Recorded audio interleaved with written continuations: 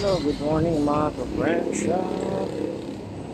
Open na tayo ngayon dito mga boss madam. Baka kung gusto niyo mag-visit, location namin is WGG Building, Barangay Algis, before Giga. So yan, mga available tayo ng backpack. Yan, mga bags tayong avail. Tapos madam, marami pa tayong mga avail dito mga boss. Baka kung gusto niyo mag-visit, marami tayong mga shoes, cups, sweatshirt, jackets. Yan, mga shoes natin na available. Ang dami pa. Yan. So open kami until 6:30 PM or 7 PM. Yan. Dami tayong mga shoes dyan. Cups meron din. Marami pa kayong mapipilian. So thank you so much mga boss, sa mga buyers ko. Thank you, thank you.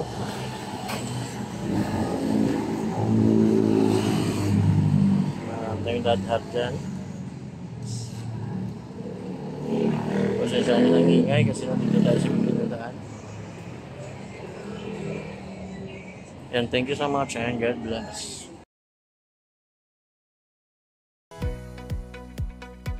Hello, I'm back mga kautay. So ito, for second session tayo sa repaint natin ng last na Mitsuka Tiger. So yan, ginawa ko na siyang more on black. And then yung logo niya is white. Yan. Natapos natin yan. So display na natin sa shop para baka ma-out pa natin yan.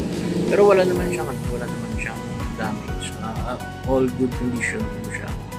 Yung ano lang talaga dyan is silver yung kulay. So medyo mahirap tayo i-out pag mga ganyang kulay. So I decided na i-change color. So yan. So medyo nakaano tayo dyan. Magandang session. Over session natin ng last. So is final. And ano na lang yan. Kung tapos yan. So bibili na lang tayo ng finisher kasi nabusan tayo ng finisher. So for ano na yan. For open to sell na yan. Tapos na. So pag may ginagawa kayo, huwag nyo lang biglain, medyo ano lang, dahan-dahan lang para malaman nyo kung ano yung mga more fun retouch sa ginagawa ninyo. Ano lang natin, tapos na lang natin yan, konting ano na lang yan, matatapos na. Pero baka bukas kapag siya man, kasi bukas bibili pa ako ng finisher and then na-applyan natin yan ng finisher. So yan, baka kung gusto nyo pala magpa-repaint, magpa-reglue, cleaning ng mga shoes ninyo or may mga snap, so pwede nyo dalhin dito sa amin sa shop sa WGG Building, Barangay Algis, before Giga. So yun, thank you so much and God bless.